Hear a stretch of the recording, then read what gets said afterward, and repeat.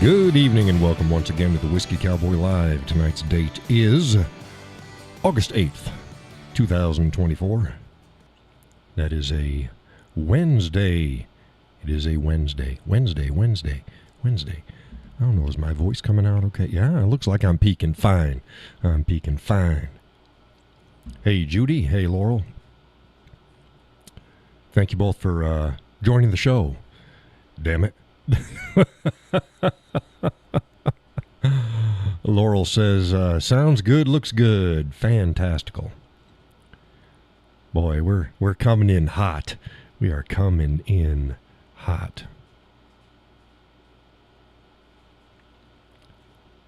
I'm in a mood. I warn folks, I'm in a mood. I got good reason to be in a mood. I think I've got damn good reason to be in a mood. I got itchies too. I don't know what the hell the itch. I don't know what I'm itching for. I'm itching for a fight. Hey Kay, welcome to the show. Yeah, those new folks. I spoke to Laurel earlier. She's like, I wonder how the new folks are going to handle it. Well, I think they'll do just fine. But the Cowboy's in a mood. Cowboys in a mood. Let people roll in. Man, my nose. Start talking. My nose starts itching. A nice shirt. Thank you. I just pulled this out. Nothing special. Nothing special. Some of you folks may notice, hey, his beard looks like it's a little tamed. Yeah, I did a little bit of trimming today. Kept the length in the front down. Same. Didn't cut any off the front. It's just that I grow it faster on the sides, so I just trimmed it down to more of a point. It was just bothering me. I don't like looking like a blockhead. The cowboy doesn't like looking like a blockhead, so I trim it down. You know, I thought about, hey, how about a Santa Claus beard? You just grow it out big and fat, and bushy. And it just never, it doesn't grow like that. So I keep it fairly close on the sides, decent length, and then do a V taper in the front. Hey, Kev. Says, nice to see you, sir. Nice to have you on the show. Again, warning to the new folks. Warning. I'm in the mood. I'm going to be covering some stuff today. Going to be we'll see how long the first part goes before we open it up into general chatting like it's normal. But we got some fiery issues to deal with first. Tonight's coffee is Caramel Macchiato from New England brand. Nummy num.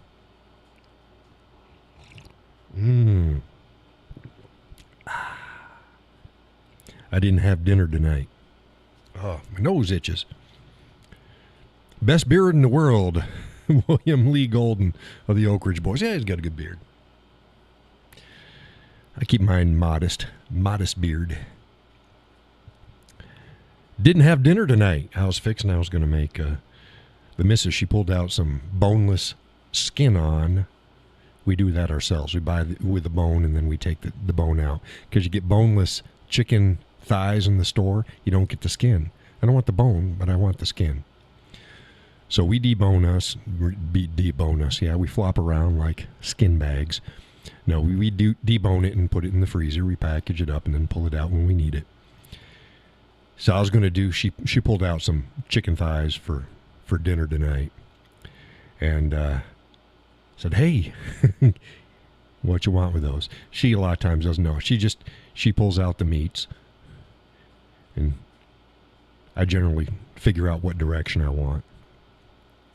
I said, okay, I'll do the chicken. I usually grill chicken and stuff like that, but if it's oven baked, I'll let her do that. Meats and porks and stuff, I do all that. But I said, I'll do it. How about this? I'm going to do a mustard-based rub on it. I always like that. I use 3-4 different types of mustards to include whole kernel mustard seeds and add some other goodies in with it and stuff like that. And then I bake it up. Oh, it's absolutely delicious. And I said, got some tater tots? Hey, I'm a simple man. So I was like, okay, so we'll do my mustard chicken, tater tots, and some vegetable, probably a green vegetable, either Brussels sprouts or broccoli or something like that. Yeah, that'd be good enough. Maybe some green beans, but probably broccoli or Brussels sprouts. My alien brains. And I got so worked up. I got so worked up. I get out to the kitchen. I'm like, you know what? I'm really not in the mood to eat. And she's like, I'm not in the mood either. So she's like, it's okay. We'll have that tomorrow. Kaleman says the bone adds a lot of flavor when cooking. The wife made casserole this weekend. One word, scrumptious. Yeah, I keep it for chicken breasts. I do it bone in or bone out. But bone in is definitely the way. But I tell you what, with a good chicken thigh, the meat's good enough. Plus, I like to marinate it and then throw it on the grill. And I tell you, it's so much easier eating it without that bone in it. I hate taking that bone out. So normally, I would agree. And say it was like with pork and other things, yeah, the bones definitely, but chicken thighs, I'm not too worried about it. Not too worried about it. Okay, we got a bunch of people in there. Gus is probably watching. I rang him up today and vented about shit a little bit. So he may or may not comment, but he'll be watching. He's lurking. Him and Donna, they like to lurk in the weeds, hide in the bushes. But okay, let's start out first. Let's start out first with, you know what? The last couple weeks on Facebook has been extremely trying, and I have been doing my best to remain civil, social, and polite to people, and I'm about done with it. And some of these people are people who follow my content. They're not just new folks. They've followed my content. Hey, Gus, thanks for posting up. There's some things that really annoy the shit out of me. Number one, if I take the time to make a post, read it. If you don't have the time to read the post, don't comment on it. Just don't do it. If you comment on my post, make sure it's accurate to what I said and doesn't just totally disregard what I said, because that shit just pisses me off. Here's an example. Kamala Harris's father is black. Oh, he's Jamaican. Oh, and he's Irish. Yeah, he's Jamaican. He's Afro-Jamaican. Back in the 1800s, one of his ancestors on Kamala's grandfather's side was an Irishman. And he sailed down to Jamaica with a bunch of Irish slaves.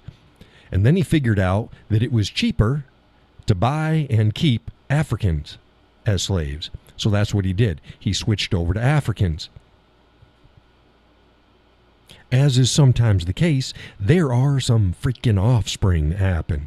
Well, one of Kamala's one of her ancestors, was one of those offsprings. And then from there on out, it was all Afro-Jamaicans in her family tree. I posted up a picture of the guy. If he was walking down the street, you would not say, what a fine-looking Irishman that man is. He's black. He looks African. Why? Because he's Afro-Jamaican. And I had somebody ask today, what's Afro-Jamaican? Well, it's the same way as African-American, Indian-American, Italian-American, Swiss-American, German-American. The American designates where they either chose to move to and live or where they were born. The first part indicates their actual lineage. Nobody's that stupid when you say, oh, he's an Irish American. What the hell does that mean? It means he is of Irish descent that lives in the United States. Now shut the fuck up. Now people can disagree, and I don't like the term African American. Fair enough. Then don't use it. But the reason it's used is to denote a lineage. Jamaicans are not all black. Like, hey, did you know that there's blonde-haired, blue-eyed Puerto Ricans? Yeah. They don't look very fucking Spanish, because they're not. But they live in Puerto Rico. They were born in Puerto Rico.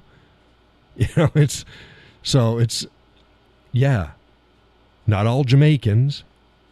If you're a Jamaican and you're native there, as in your people come from Jamaica, always came from, then you were a native of Jamaica. Most of the people on Jamaica now are Afro-Jamaican because they brought a lot of black slaves to Jamaica. So it's not derogatory. It's not a misnomer. He's black. But so I go out and I post up this shit. And then people just act as if I didn't post it up. Oh, she's got a white father. Really? That's why I posted up the meme. Said, do I look like a fucking Irishman to you? Or something like that. It was funny. It's not. The guy's black. Kamala Harris can claim black. Now, people don't like that. That's fine. She grew up in a Jamaican and Indian household. The father tried to push both of the ethnicities, both cultures. But her mother was Indian.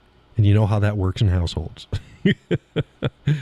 Kamala has identified her entire life as Indian. Kamala went to an historic black university. So there she goes. See, there's her black side.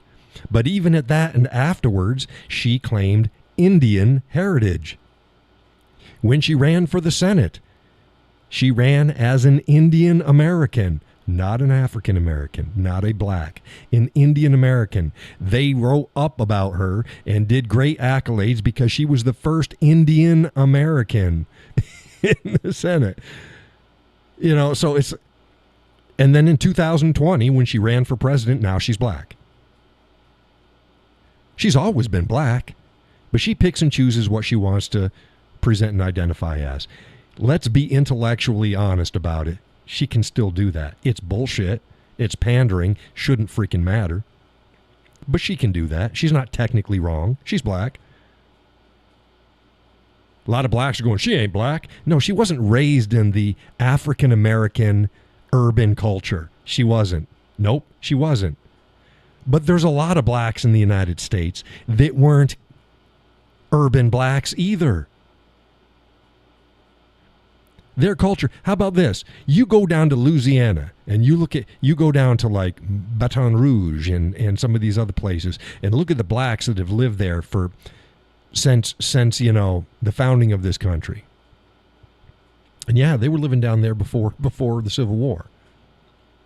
Some as slaves, some not as slaves, some as slave owners. Imagine that. But you go down, you look at their culture, you wouldn't know their culture from a Chicago or Detroit or New York City black person. They don't share the same culture. They're black. Who's that singer? Neville dude? Guy's got a wart on his face, big round head, ugly as all get out, sings in a high-pitched voice. He's Creole. He don't talk. He doesn't live. His culture is not white, not black urban black culture. It's not. So is he not black? No, he's black. The Neville brothers are black. Yeah. They wouldn't fit into Detroit, I'll tell you that much. They're still black. So this whole idea that she's not black, but that's what I'm saying. I posted up this stuff just for intellectual honesty and accountability for those who follow my content, because they were all posting the same shit. Oh, your father's not black. He's white. And it's no, he's black. He's black. He's black. For those of you, I'm gonna pull up that meme. Let's get this going here. You tell me.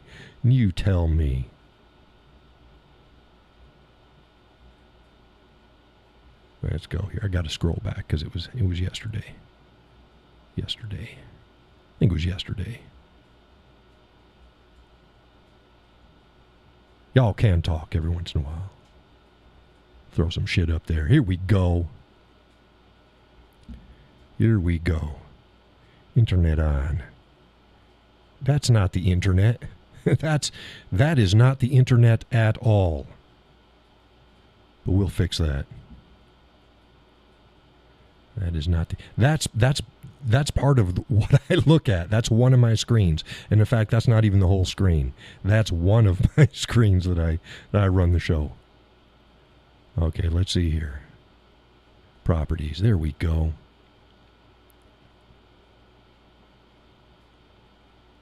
There we go. That's my internet. Now look at that face. Look at that. Let's pop this open even more. Look at that. Now you folks tell me, does he look freaking Irish to you? If this man was walking down the street, and he stopped by and you started to have a conversation, would you in any way, shape, or form think he's a fucking Irishman? Now, y'all can be honest. You can be honest. You might have different looking Irish people where you are. But that is Donald J. Harris, the father of Kamala Harris. Maybe black Irish, yeah. Black Irish, black Russian. You know? Yeah, but you get my point. You get my point. This guy in no fucking universe that we can come up with could pass as white. And he was even darker skinned when Kamala was born. Which can be the case. Because all the way they have melanin, the more time they spend out in the sun, they do get darker. But yeah, this guy cannot pass in any conceivable universe as white. And yet everybody was screaming that the guy was white. And I wrote 2 freaking articles about it, explaining who he was. Gus says, who cares? I care just for the fact that if we're going to put out information, we need to be intellectually honest about it. Shouldn't matter who the fuck he is.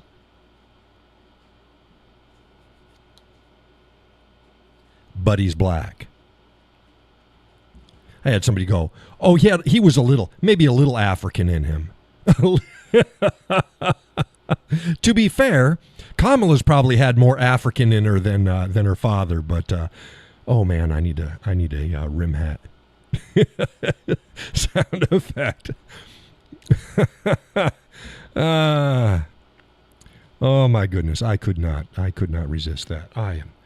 I am so sorry. No, I'm not. But you see, he's not. People know me. I just be honest about shit. He's black. Kamala's black. Leave it at that. Now go, okay, fine. That's why I say, just ignore that. Just go with their policies. Go with their work history. Go with their record. Stop this. She's not black. Jesus, she's black. She's black. Oh, God, my nose itches. Let's see what else we got here. Oh. So that's one thing that just pissed me off. It's like, Jesus, I can put it right out in front of you. And people still want to. Look, when their side does it, fine. You know, we expect that. Our side needs to stop it. Let's get into the latest buzz online. Breaking news, everybody. Breaking news. This is breaking news. Representative Raskin was talking with a group of gals in a bookstore. And he said, it's up to the Democrats. It's up to the Democrats that if Donald Trump is elected, to stand up and disqualify him in spite of the MAGA hordes. And everybody needs to have bodyguards, and it's going to be the next Civil War. That's what he said. That's what he said. That's breaking news. Did y'all get that? That's breaking news. That he said in fucking February. February. It's breaking news. It's August. He said it in February. A lot of stuff has changed since then. And we know that the Democrats talk shit. This pearl clutching. Oh, no, they're going to... Look, number one, this is what he was using. He was under the and the Supreme Court has cleared this shit up. He was under the misunderstanding. Gee, I missed that one. Oh, you missed that one. Well, now you know it. The video's going viral. Oh, it's news. It's the breaking news that happened in February. No, but I complained about this, and I put it online, is most of the commentators out there don't give two shits about truth. What they care about is getting people worked the fuck up. Just work them up. Because if you can get them worked up, they create a lot of buzz. They follow your content, and those who follow my content know I do the complete opposite. I try to tell people, no, no, this isn't anything you need to worry about. Why? Because outrage, fears, and worries are a resource like everything else. Don't squander it on freaking everything. And Raskin is a rat. He says a lot of stupid shit. But back to why he thinks they could do that. He's under the misconception that under the 14th Amendment, and he threw that out, the 14th Amendment, Section 3, some of you may remember that. That was the same thing that, remember, the few of the states wanted to disqualify Donald Trump from being on the ballot. They said that he was ineligible to be president because under Article 3, Section 3 of the 14th Amendment, it talks about the disqualification of a group of people, and they list them specifically, who are ineligible to hold federal office if they participated in an insurrection. Number one, there has been no insurrection. Number two, if there was an insurrection, it takes more than an accusation. You must try the person. It must be shown in court. And who gets to instigate that process? Congress does. Congress instigates that. Not states. Congress is the one that disqualifies people from being elected for a federal office, not states. The Supreme Court went over that. Now, let's get into it further. Remember I said that Section 3 of the 14th Amendment lists specifically who cannot run for political office, federal office, and be elected. They can't hold it. So therefore, if somebody can't hold it, they can't run. And the president and vice president are not listed. You think they just, oh, that was an oversight, right? No, they were very clear in who it was. And why? Because the president and vice president did not participate in seceding from the United States. Yet there was other people that did. They did not add those names in there, and they did so on purpose. So the president isn't even covered by Section 3 of the 14th Amendment. But the left can't get that shit out of their head. Now, let's say, for the sake of argument, that he does. They don't have the numbers. They couldn't get it through.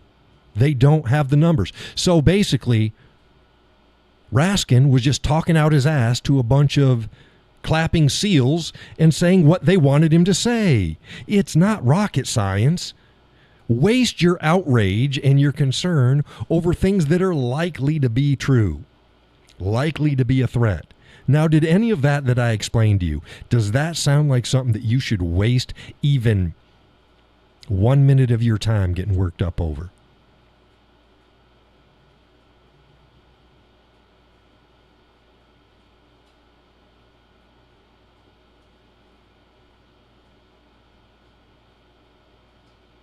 But folks are getting worked up over it.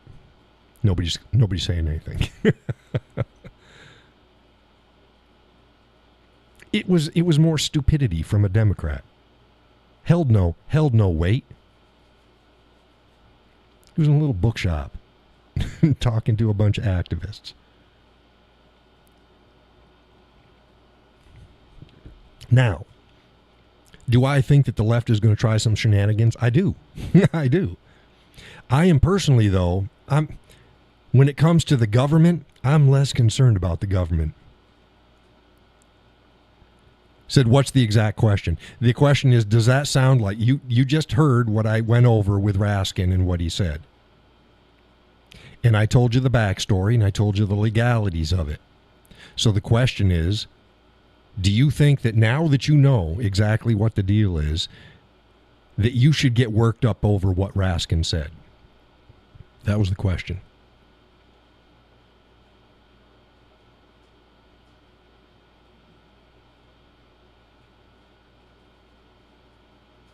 But like I was about to say, I'm more concerned about what agitators are going to do.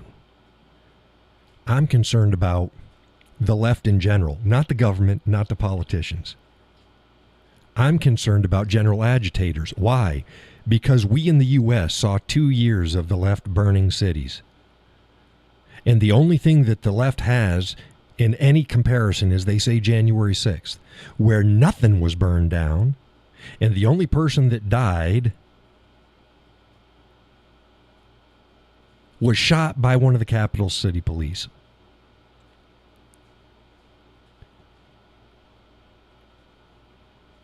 Kay says, I do get worked up over Raskin because he's an agitator. Yeah, he can get under people's skins.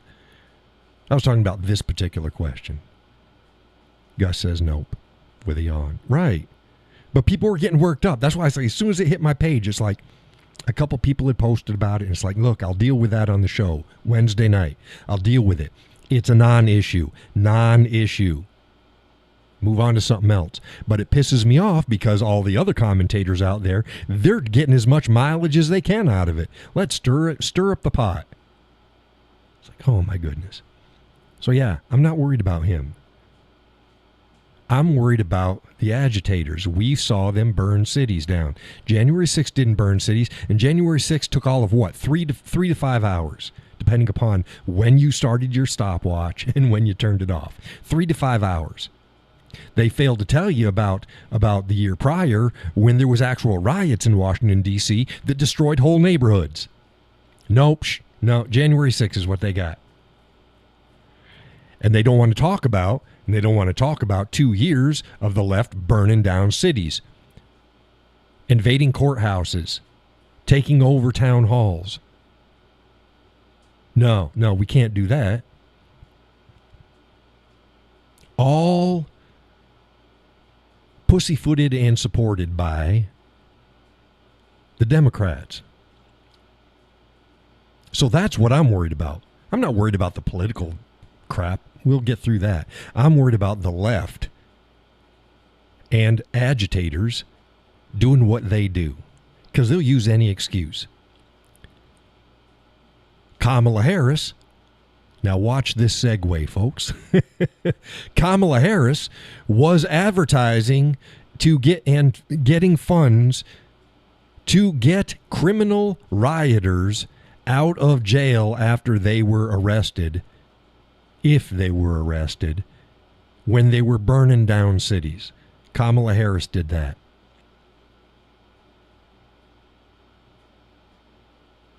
And Tim Walz allowed that shit in his major city and pussyfooted around things and made excuses. So let's get into Tim Walz.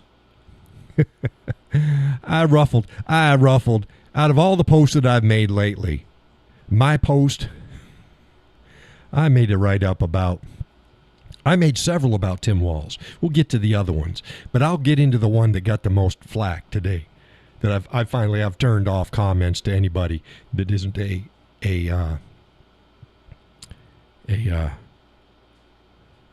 I forget what it's called. It's not a verified follower. Somebody who followed my content for a while. So in other words, if you want to post on it today, you can't. If you were a follower, hey, I'm going to join today and try to post. No, you can't. Established. There we go. Established followers. I think it's something like 3-4 days that you have to have followed before you can post. I posted about what the biggest thing going on here, stolen valor. Stolen valor. I'm a fair-minded guy. So let's look into this.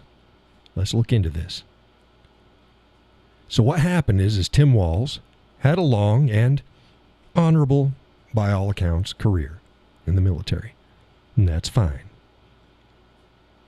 And he was in the National Guard, and that's fine. Great. Good on you. Good on you. Ain't the same as being active duty, but good on you.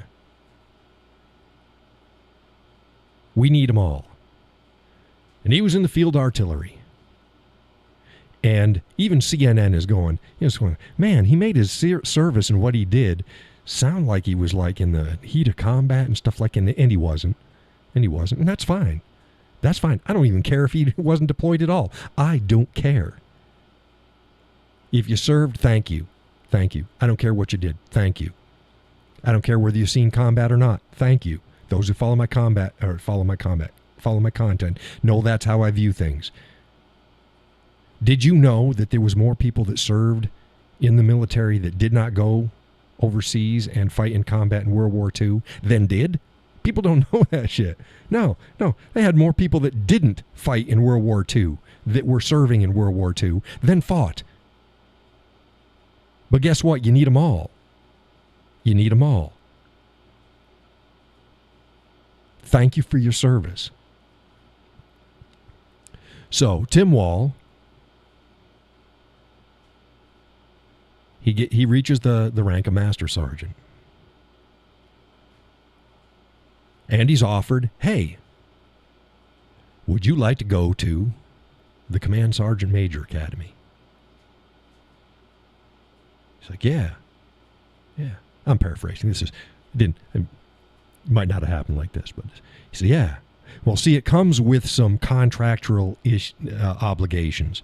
You have to serve for a certain amount of time after you receive the rank. And there's additional training that you need to do anyways. So you go to the school, you graduate, then you have additional training, and you can be promoted. You can actually hold the rank of Sergeant Major, which was the case. And it's also the case that according to his unit, he did not complete all of the training required for that particular rank. He also, and this is not in dispute, he also cut his career short. He opted out early.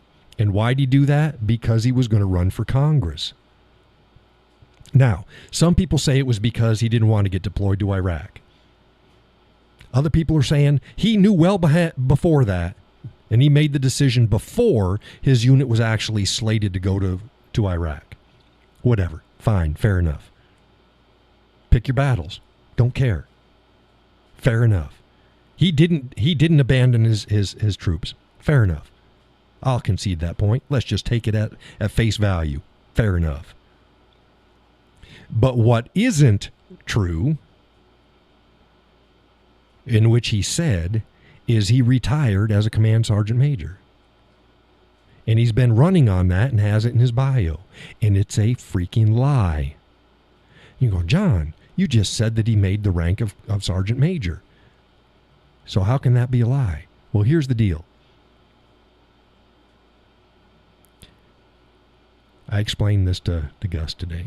The way the military works is when you retire at, officially, the highest rank that you achieved, and that's where most people, that's where it stops.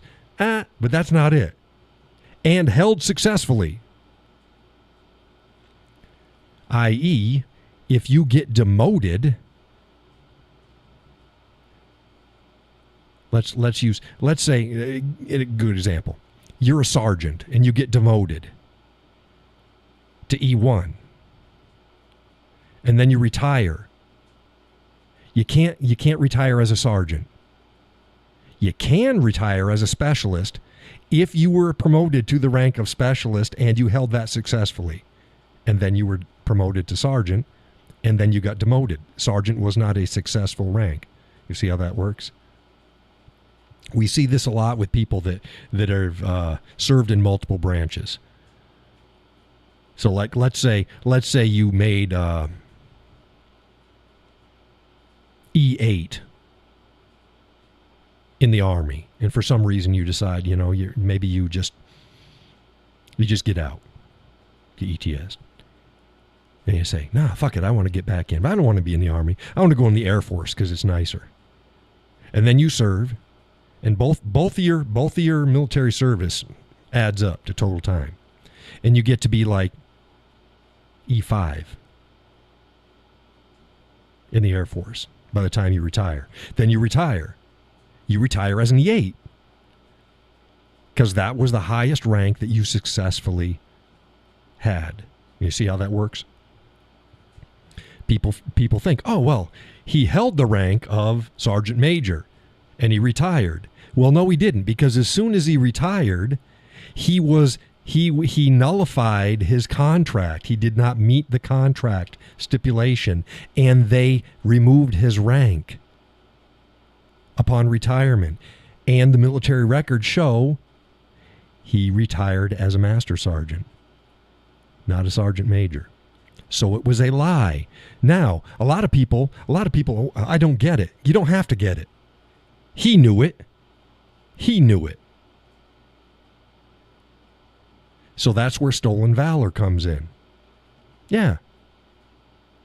Stolen valor. He did not retire as a sergeant major. He retired as a master sergeant. Period. Now, if he had just said, this is what he should say is, I apologize for misleading people. That's a good way to say, for lying my ass off. I apologize for misleading people. While in the Army, I worked my way up through the ranks and attained the rank of sergeant major and held that position for a short while.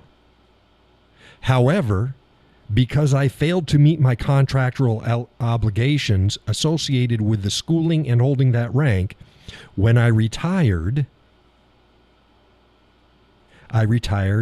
as a master sergeant.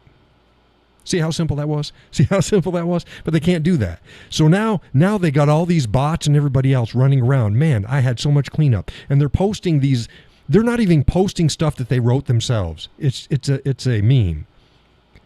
Said, this is what's said, and that's a lie. This is the truth, and this is what's said, and this is the truth. What they claim is said isn't what was said, and the truth that they say wasn't the truth. It's spinning in both directions. I won't put up with that shit. So I shut down the comments on that one. It's like, no, I can't spend the time cleaning up crap. Oh, you just don't like to be proven wrong. No, people have known. If you come to my page and you prove me wrong, even if you've got bad behavior, this is what's going to happen. And people have seen me do this shit. If you have bad behavior and you prove me wrong, I'm going to boot your ass off my page and lock the door behind you. And then I'm going to make a correction on my page and say, I was wrong. Here's the additional information. If you come to my page and you're decent about things and you actually prove me wrong, good on you. That's fine.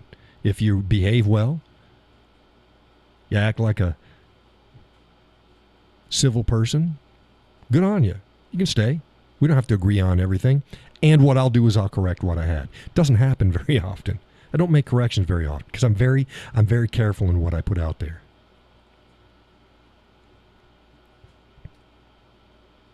So that was that. That is the stolen valor thing. Now, folks can make up their mind all they want.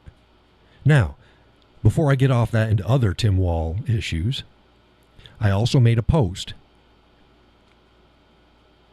There's people that don't like this, but it's the truth. The God's honest truth is, people who have been in the military since the dawn of militaries, not everybody, but a good chunk of them, have lied, misrepresented, puffed up, polished, massaged their stories and things that they do. Now, and honestly, most of them are just good people, but it happens. But they do it too about fishing, and they do it about past relationships and past work performance at another job. It's human nature. It doesn't stop because somebody's in the military. Oh, because they've got so much honor. You served in the fucking military? I pointed this out a lot. You won't find anybody more supportive of the military than I am. But I ain't going to lie about it. The military's full of soup sandwiches. They got some honorable people in it, but it's full of soup sandwiches. Full of a lot of dishonest people. It's just the way it is. And that's the way it always has been. I'm going to say something, and people can think about this what they want. Think about it what they want. And you all know what I think about people who serve. Thank you for serving. Serve honorably. Thank you for serving. We need you all. My son also served. And he comes back. He wasn't through with basic and AIT. And he came home on leave. And everybody came up to him and treated him like he was a fucking war hero. Thank you for your service. Oh, you're doing so much for the country. It's like, dude hasn't even graduated. No, thank you. I'm very proud that he did what he did, but he ain't what he ain't. He ain't what he ain't. Let him earn that shit. Now be there supporting him. Go ahead. Go get him, son. But Jesus, lay off it. Just because you're in the military or were affiliated in some way, shape, or form, no matter how short a period, does not make you a freaking hero. It doesn't. Thank you. We need people in the military. We've got the lowest military since freaking 70-something years. We need good people in the military. But you got to be honest about it. You got to be honest.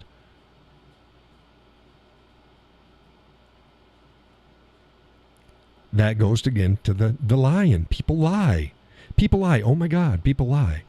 And I had two negative comments. Most people seem to get it. I got 2 negative comments. I'll deal with the disagreement. The disagreement first. The actual disagreement. The gentleman says that he disagrees, and because I pointed out that there's a difference. Oh, okay, get back to what I was saying. There's the shit that's done and always been done, and then there is lying about it to gain favor, influence, position, political power and clout, employment, and stuff like that. That's totally fucking different. The same way as if we're just sitting out there at a park and I hear somebody shooting the breeze and I know they're full of shit, I won't do anything. I see somebody holding a sign. Here's a good example of it. This motherfucker was holding a sign, cardboard sign. I'm a veteran. I'm like, look. And then I could see he had dates underneath. It says, I'm a veteran. And he had small dates that, of course, you couldn't see if you were driving by. I need help. I need this. Anything will help. I'm a veteran. Like, okay, are you? I went up to the sign and I looked at it. There wasn't enough time on the dates for him to even complete basic training in AIT. It was that short of a span. I'm like, you're a veteran? Can you explain this date? He goes, yeah, well, I joined the service and I got hurt at the beginning of basic training. And then I was put in holdover. That's where they put you when you're on holdover. And then they decided instead of putting me through, they just discharged me. You're not a fucking veteran. Nah, sorry, dude. You're not a veteran.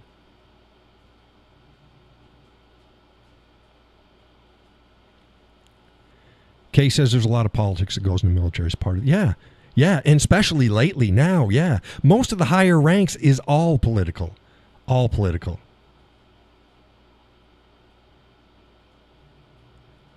But yeah, it's like, so, no, I get, and then, but back to the disagreement. The feller says, it's all the same. It's all the same. Lying about your service and what happened, no matter what the purpose is all the same. And I'm like, yeah, I don't think so. So you mean to tell me that if you got a bunch of guys sitting at the VFW and they're all shooting the shit, and they're all, of course, bullshitting, that's the same as lying about your military service for political and or employment purposes? That's the same? I don't think so. That listening to Grandpa or Uncle Joe talk about their exploits in, Korea, Vietnam, World War II.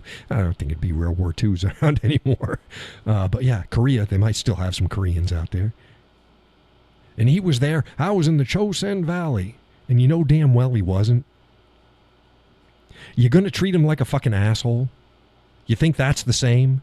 You think that's the same as lying for political and employment gain? I don't. Now, if you do, fine. I don't. I do not consider them the same. I wish people wouldn't do anything, but I understand people are people. So I know when to pick my battles, and hey, good people oftentimes fudge the truth.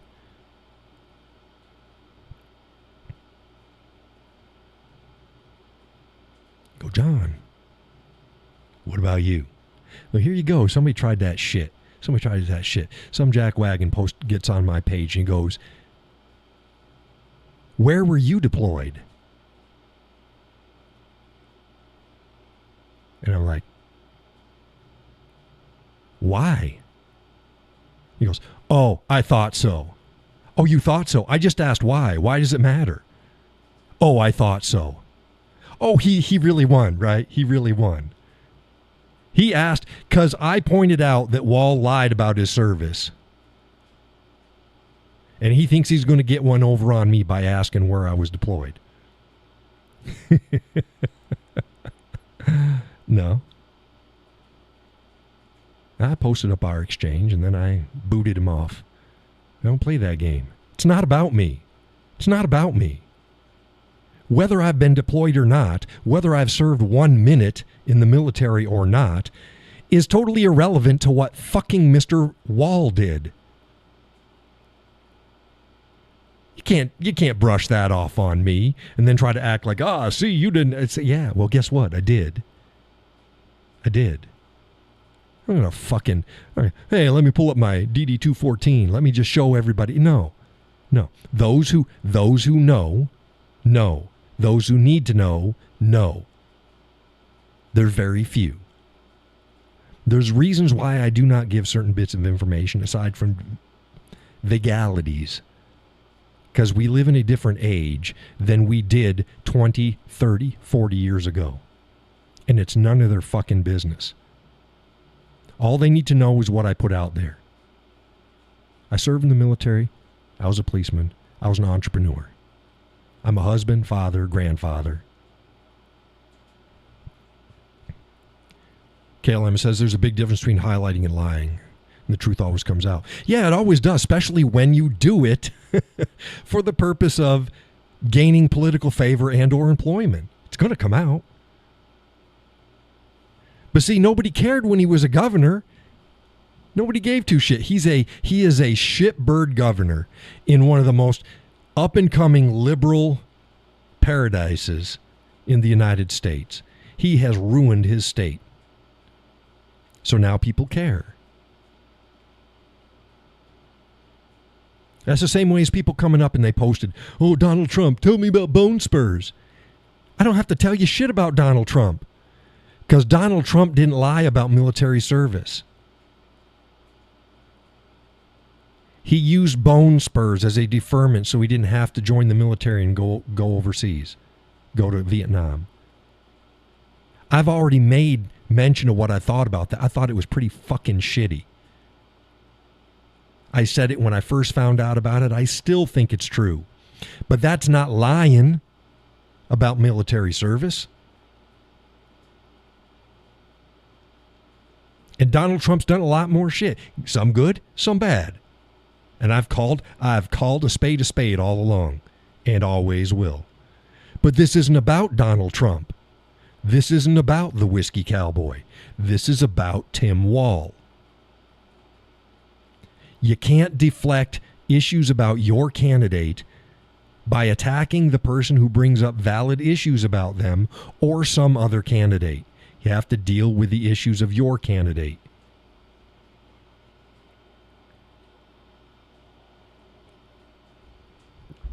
And that's just the way it is. And I'm not going to allow that hogwash on my page. Other pages don't give a shit. It's interaction. It's great. It's like, no, it's not. No, it's not. So I try to say, I'm a rock and a hard spot with some things. If I post an article and I took the time to write it, I took the time to form an opinion. Now, you may disagree with my opinion. What's tonight's coffee? It is caramel macchiato from New England brand. Caramel macchiato. It is good. You can disagree with opinions, and that's fine, but you can't disagree with my facts, because I ain't going to be wrong about the facts. So, if I take the time to write up something and post it up, and then I get 5, 6 people underneath it posting contradictory and wrong shit, and then a bunch of people liking theirs and running off of their ideas, kind of defeats the whole purpose of me offering my opinion in the first place. And now this may sound egotistical, but it's the God's honest truth. People don't go to my page to hear what Bob Smith has to say about shit. If they cared specifically what Bob Smith had to say, they'd probably follow his page. And if Bob Smith went and he put in the hours, time, and energy that I did for well over a decade, writing and posting up thousands of articles, some short, some very in-depth, then have at it, Bob Smith. But I don't need Bob Smith coming to my page spouting incorrect stuff. More so, it directly contradicts what I just put up there. That's pretty damn insulting. That's pretty insulting. And it defeats the purpose. It's not just about views. It's about making sure people have the right information. And that's why people follow my content. They want the right information. They don't have to agree on every opinion that I have, but they know I'm not going to give them shitty information. And I'm usually pretty damn fair and balanced about things. I cut people a lot of slack. I cut Tim Wall a lot of slack. But I called a spade when it happens. Tim Wall also signed into law. He made his state a trans child sanctuary state. And they can take your freaking kids away from you if you don't agree with that shit. Yeah. Signed into law that every public and charter school has to have free feminine hygiene dispensers in every single bathroom. Note, I said every single bathroom. Let me say that again. Every single bathroom in public and charter schools must have free feminine hygiene dispensers in them. See if you can get this one more time. Every single bathroom. That's including the boys.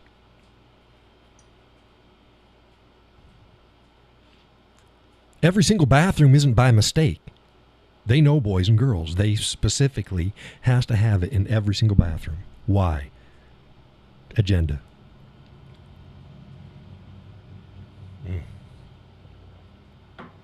There we go. Got another one. Tim Wall is a radical leftist, just like Kamala Harris is. Except for he was actually able to get in the seat of a governorship.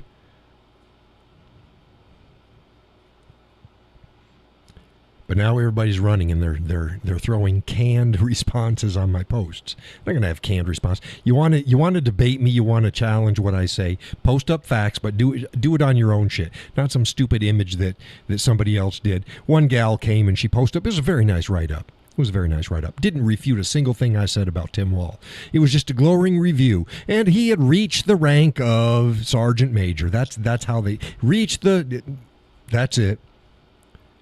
20-something years of in service, blah, blah, blah. His troops loved him, and he did this and he did that. Yeah, I get it. None of that was as a refutation of what I said. None of it. Could all be true. Let's say he was the best guy in the world. He was the best NCO that you could ever have served under and with. Doesn't change the fact that he lied. And that's the issue. It's the lie. Don't cover it up. Just say, yeah, you fucked up. Sorry. Oops. But no, but they got to spin it into something that it's not. There it is. And that's what I have a problem with. Okay. So we talked about Wall. We talked about the state that he is running and running into the ground. Oh, he wants, he signed in law. He wants illegal aliens to have driver's licenses. He's not the only state, but that just blows my mind. And they always have this, well, we want them to be safe on the road. No, you don't want them on the road at all. You want them out of your fucking country. If they're there illegal, you want them out of your country. You don't want to make things easier for them.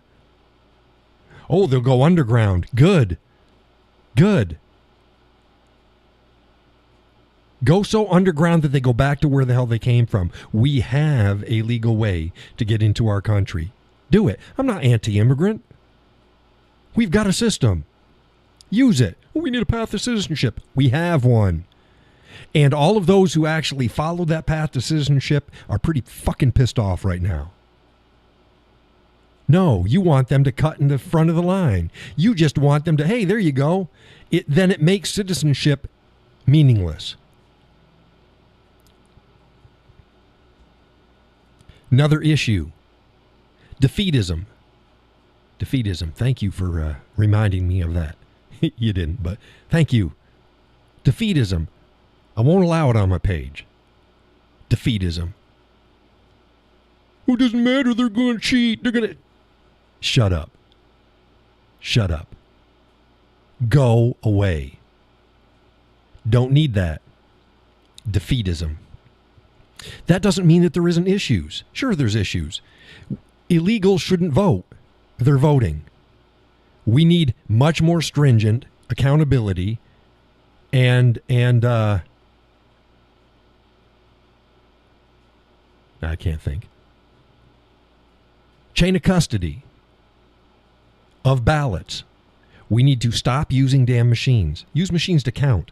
You can recount ballots. You can't recount a machine that had a glitch and lost all your shit. Oh, but that's why they serve it someplace else. Hey, you see the problem here? See the problem here? So you're going to store the data on multiple servers? Well, which is the right data?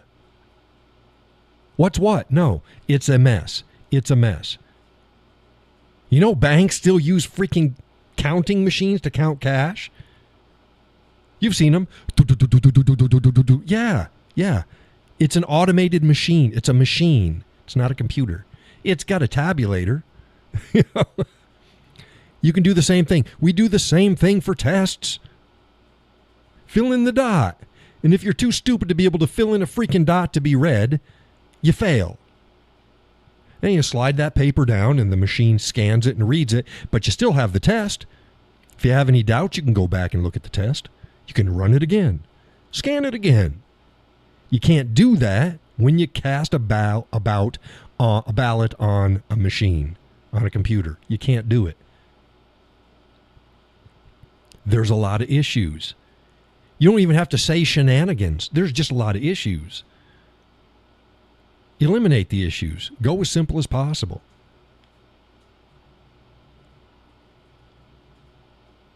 Doesn't take that much longer to count the votes. Ka-chunk, ka-chunk, ka-chunk, ka-chunk. And a lot of them, chunk, chunk, chunk, chunk, chunk, chunk, chunk, chunk, chunk, chunk, chunk, chunk, chunk. They could probably count them that fast. Then you have a shit ton of machines counting the ballots. Simple enough. Ain't that complicated. And then watch it. Can you imagine if the folks that ran casinos were running the election? I posted about that the last time. It's like, yeah, we need to hire them fuckers.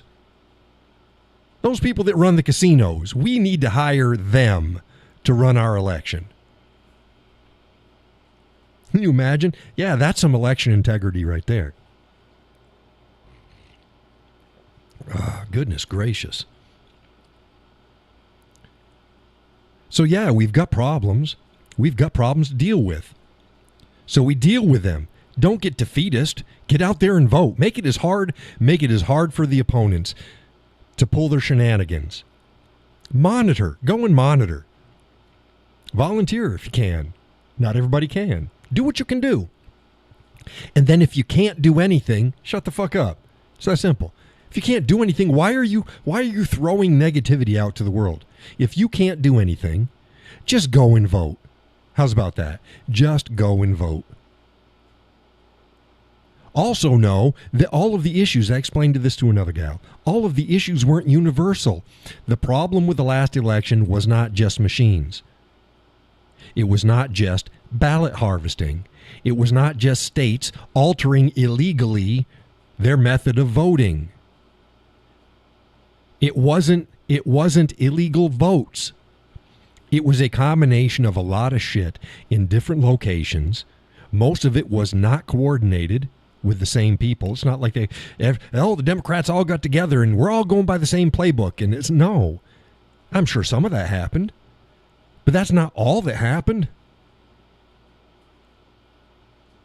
It's like having a problem with your car. Well, let's just change the tires. That'll take care of it. No, it wasn't just the tires. Why were the tires going bald, and why were they going bald in a weird way? Well, because your ball joints were out. Because your suspension was fucked up. Your engine's ticking too. Yeah, it's not supposed to tick. You're leaking oil. Your belts are squealing. You know what I mean? That was the last election. It's like people think it's an easy thing. No, there's a lot of different things going on. You need to fix them all. And I've been bitching about it since the last election, which brings me to 11th hour shenanigans. Everybody's, they're screaming to high heaven. There's only a few months and then it's going to vote. And they haven't fixed the problems. Yeah, imagine that. Some were fixed. Most of them weren't. Well, because the nation and everybody got fixated by the new shiny bauble to get worried about. And then they didn't hold their elected people accountable. I've been screaming. I can't do it myself.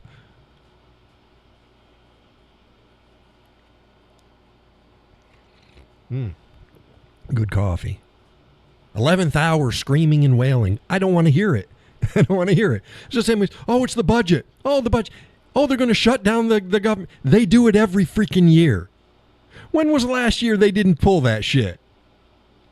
These people, one of their only jobs, they're there to legislate and stuff like that, but they're there to get a budget and to pass a budget. They know. God damn it.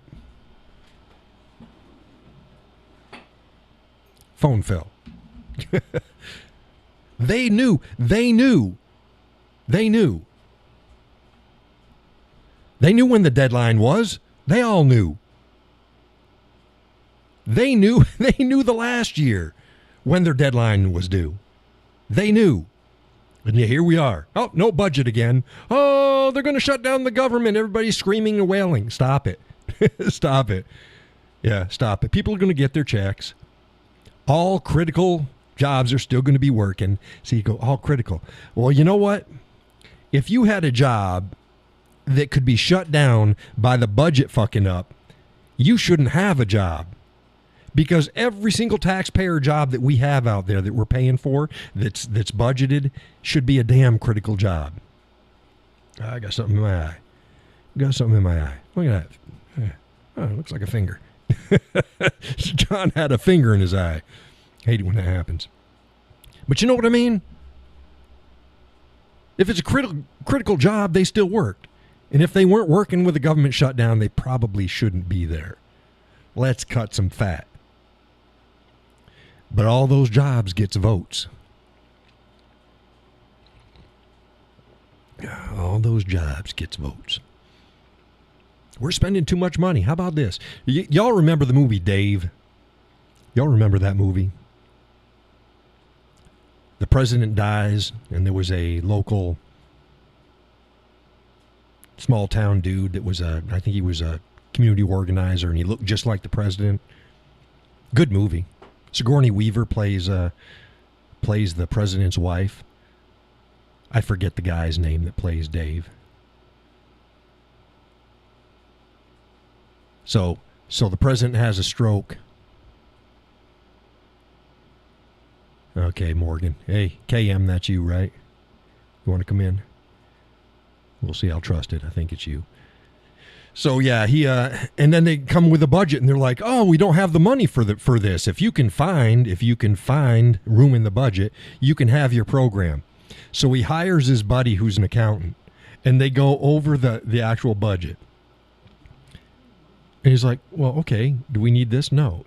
Can you cut this program? Yeah, okay." And he got what he did. I say do the same damn thing, except for the criteria is this spending specifically mandated by the Constitution? And if it's not, it's gone. Is this department specifically mandated by the Constitution and needed directly to implement the Constitution and what government's supposed to do? Okay, if not, gone. We got a spending problem. We don't have a money problem. We got a spending problem. Stop freaking spending money on shit that's not supposed to be spent. You keep turning on and off your mic. Oh, hold on here. Try again there, Kevin. Kevin K, whatever it is. K. I had the computer volume turned down. I did that before. Donna would do that, and she'd start chatting, and I couldn't hear her. And it's like, oh, shit, my slider's down. Your mic's off. Your mic's off, Kay. Turn it back on. There it is. Hey, there you go. Can you hear me? Yes, and now I can hear it echoing in the background. So you're gonna have to take care of that. Tell me again. What's the background? So You're running the video. Turn the volume off on the video. You can keep watching the video. Just turn the volume off on the video. Tell me again. What's the background? Okay. Let's see. I don't know. Does that help? Yeah. Oh, wait a minute. You there? Yeah, I'm here. Okay. So, number one, it was Kevin Kline who was in that. Kevin Kline. Yeah, there we go. Right. I know. Sigourney Weaver. She. Yeah. I got her. She's the Aliens girl. That is correct. Yeah. Yes, Alien. But yeah, Kevin Kline. And also the Ghostbuster girl. Yes, she was the one that was taken over, right? Didn't they possess her? They did possess her, yeah. Yes. She became like an evil queen or something like that. It was pretty she became, I forget what it was, Borax or some kind of demon of some sort, yeah. Yeah. She was a sexy demoness. She was weird. Who was her love interest in that? Was it Murray? Who was she targeting? I thought it was a little guy. Was a little guy in that movie? No, it ended up to being Bill Murray, but the little guy was Ron, I forget his name. He was abused recently in a walk by hitting in New York City. Oh, was he? Yeah, I don't know. I recall. Maybe about 6 months ago. Yeah, it's been ages since I've seen that movie, though. Yeah. Sigourney Weaver. Yeah. Oh, don't you know that people don't like a strong female lead? It's like, really? Say goodbye to the 80s and 90s because there was a crap ton of strong female leads. It's like, no, your movie sucks now. People don't like it not because it's got a female lead. Yeah. They don't like it because it's a shit movie. Yeah, well, they don't get them in Gladiator. Let's put it that way. You know. Yeah, but they've had. I mean, stop and think about it. Aeon Flux was a strong female lead. Tomb Raider is a strong female lead. All right, you're a little bit more familiar with these movies than I am. Yeah, there's a crap ton out there. Well, they did the same thing with what was the all black movie? Wakanda. We've never had a strong black lead. It's like, really? Tell that to Will Smith. Tell that to Denzel Washington. Tell that to Eddie Murphy. Tell that to countless black leads through the 80s and 90s. Hell, freaking Blade, for crying out loud. Everybody loves Blade. Can't get any blacker than Blade.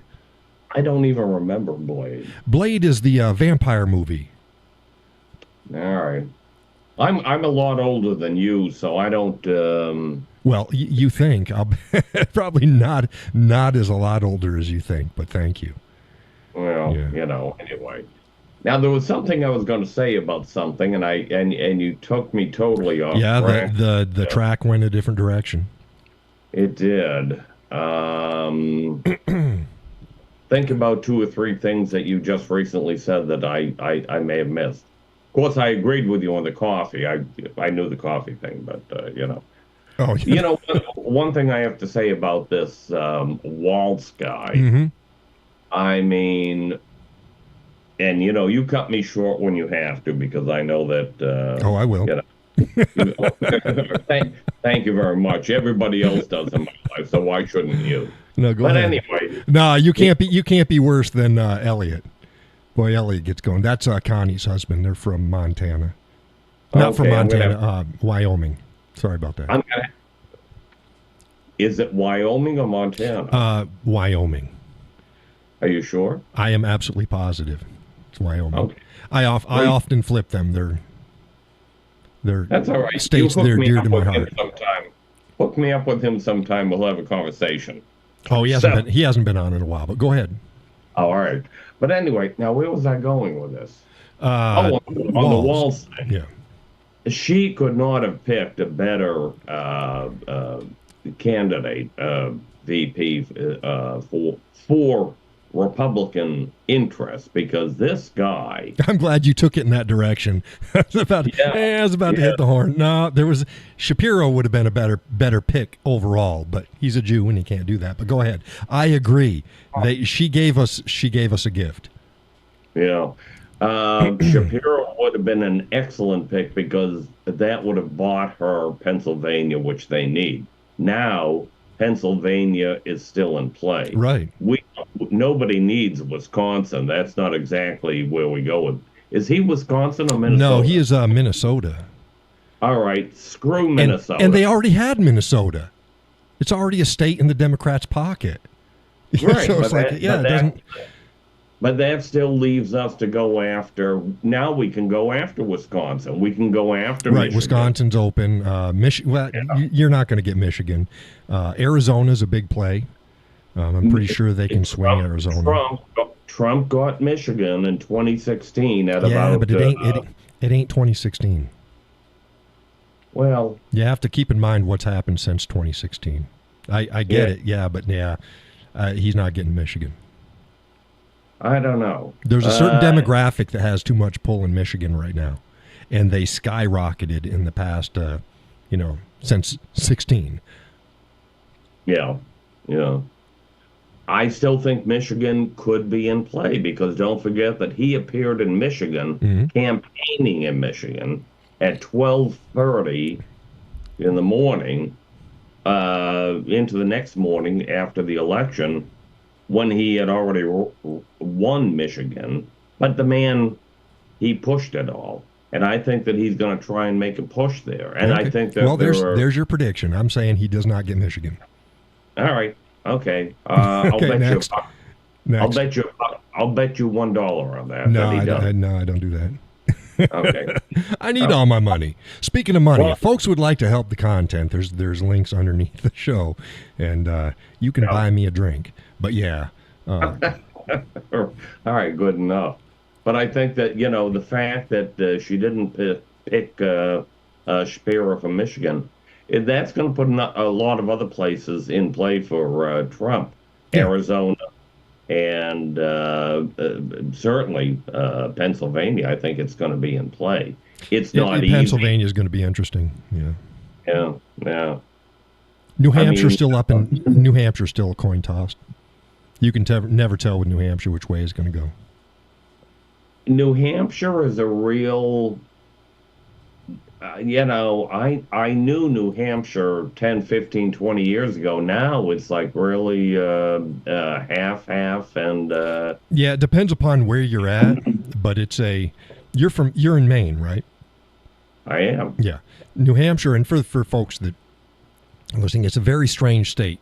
Politically, we're even though we've got a lot of liberals in New Hampshire, politically speaking, and with the laws, it's one of the most conservative states in the country.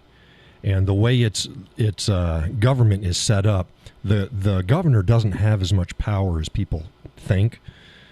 So it's kind of strange. It's a weird It's a weird political system, but you can have like a Republican governor voted in and a couple Right. Democrat senators sent to Washington. You just never know. It's weird. It's weird. Yeah, you've got Shaheen and who's the other one? Senators. Shaheen is one, right? Yeah, and yeah, we got ass hat now. He's getting going out. I should know his name. It's late.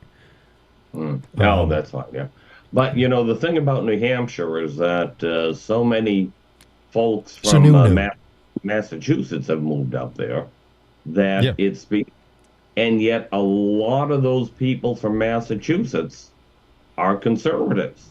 Some are. Some are. Well, some are. A lot are. It's a battle. New Hampshire's a battle. Yeah.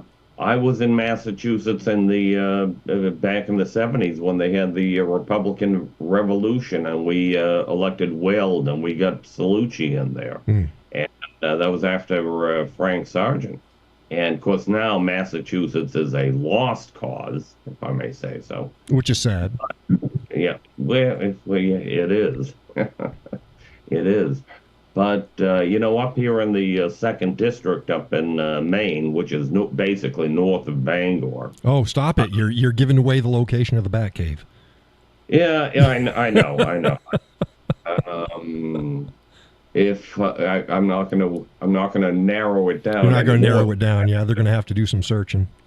But Trump will get the electoral vote from the 2nd District for certain. So, oh yeah, and Trump's gonna win some areas in New Hampshire. But again, it's a New Hampshire's always a toss up. Yeah, you can't tell. Right. And was it you that had asked? Somebody had asked in one of the other shows what I've experienced going around New Hampshire. And visually, it's Trump land, but you never know because if the signs, the vast majority of them are Trump signs or anti-Biden signs, except for in some key areas, like when you get to the bigger cities and towns. But most of the rest of the state, when I've driven around, it's all pro-Trump stuff. And you see periodically now, which I haven't seen this amount in ages, trucks and cars with American flags and the Gadsden flags and pro-Trump flags on it, just driving around. Yeah, it's a common sight now. So there's that. But yeah, you never know. New Hampshire's weird. Yeah. Well, I don't do a lot of. We don't do a lot of signs down in Maine. We did, but we don't now. But every time you sit down with somebody at the grocery store or coffee shop, there was a groundswell. And I know what I was going to get back to.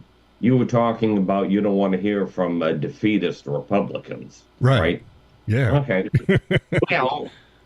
Well, I look at the polls. I'd like to see a little bit more increase for Trump. But you got to understand what the trolls. There we go. There's a Freudian slip. What the polls are actually asking, who they're asking.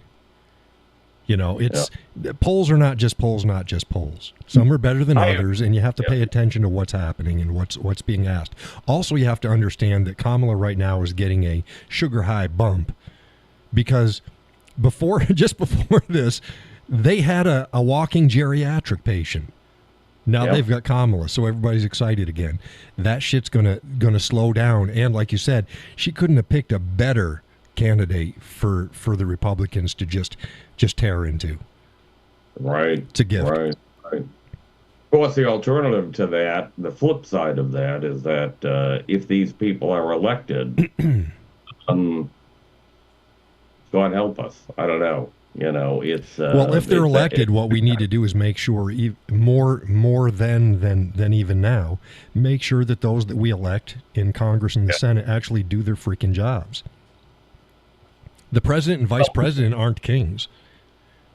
They can hurt us more internationally than they can nationally. Yeah.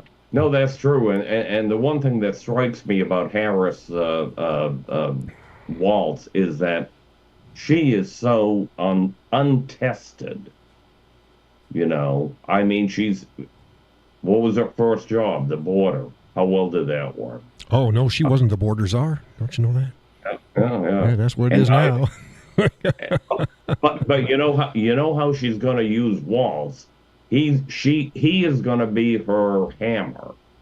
Because he knows how government works better than she does, because she has spent 4 years on the job, 3.5, and she still doesn't get it. Yeah, she played solitaire and Yeah. lost her staff. Yeah. Yeah. So yeah, I mean that's all true, but that doesn't bother me. That doesn't bother me. It worries me. Why? I'm less worried about him than I am the mainstream media and the social media platforms. Well, I have been how can I say this politely? My demeanor by nature is to be a worrier. So I always look at the downside first. No, and then I get it. say, I'm a pessimist by nature. I'm a realist pessimist. Yeah. So, but I've learned over the years how to sort things out, what I need to worry about and what I don't need to worry about. Yeah. So Well, all I can say is God bless you optimists. Yeah, well, I'm not an optimist. I'm a pessimist. You're I'm a pessimist. God bless you. Pessimist. I'm a pessimist. No, I'm a pessimist. I look on the negative side first. All right. Okay. That's And not a defeatist, though.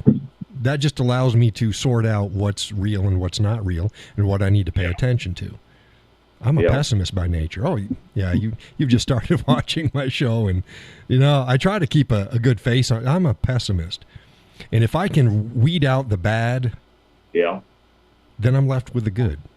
And the good thing about being a pessimist is, and here's a good thing for it: if you always think the worst, and you don't get the worst, you win.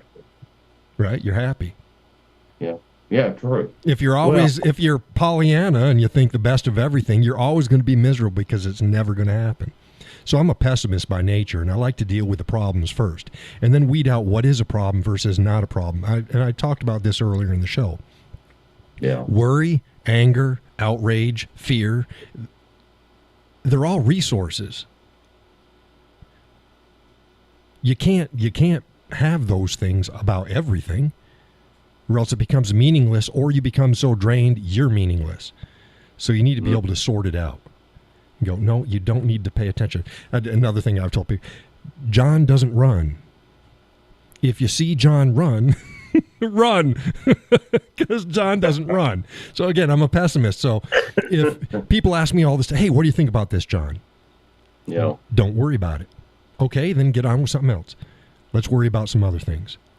It's a good indicator.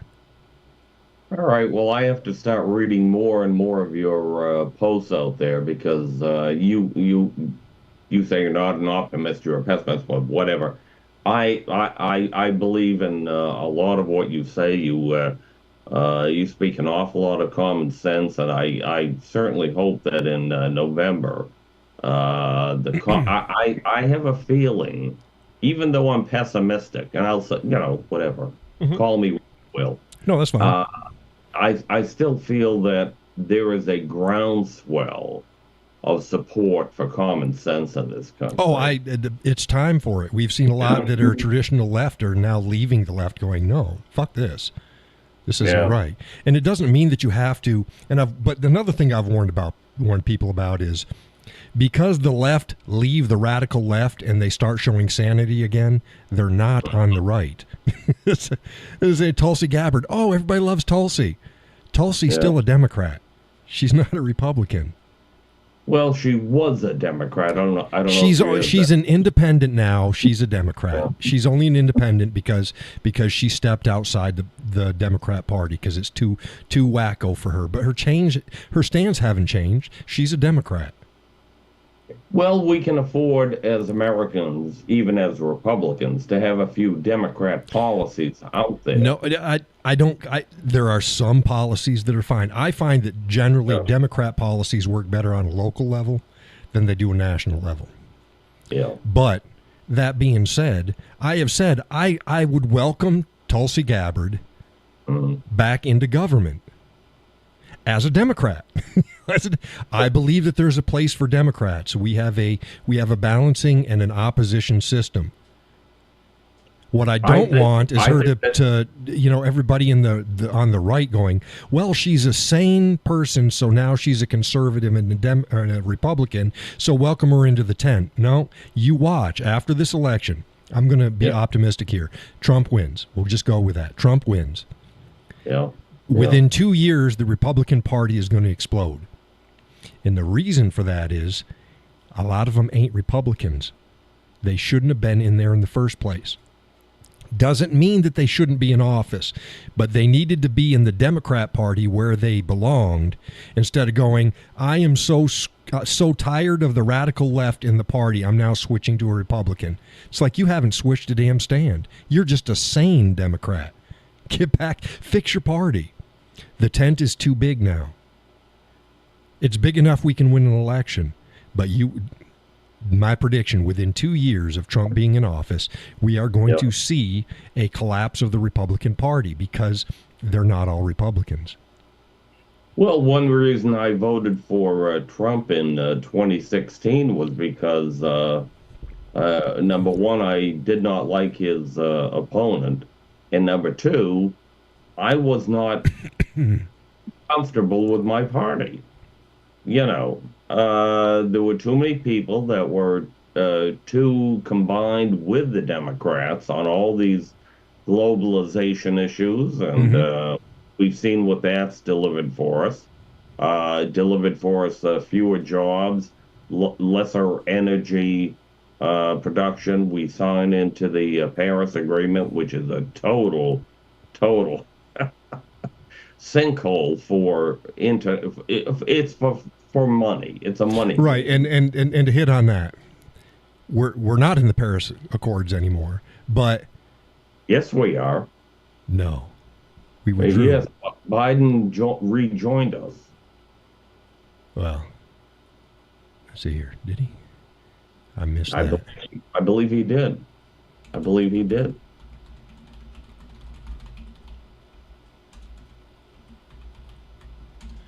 Let's see here. Yeah, he rejoined. Yeah, in January 20th, the first day in office, he signed the instrument to bring the United States back into, but did we actually go in there? Well, I believe we're giving them money for nothing. Let's put it that way. Yeah, no, I have no doubt about that. I have no. Yeah. So, let's set that aside because I'd have to look into there because it says he signed the instrument to bring the United States back into but that doesn't say that we actually entered it. I know they'd been pushing for us to go in. That aside, even when we weren't a part of the Paris Accords, we were the only nation on earth that actually surpassed any of the quote unquote agreements that were signed at the Paris Accord. So we weren't a part of it. Yet we ourselves reduced emissions and did better than any other country that was a part of it. Absolutely. So, we started back in the 70s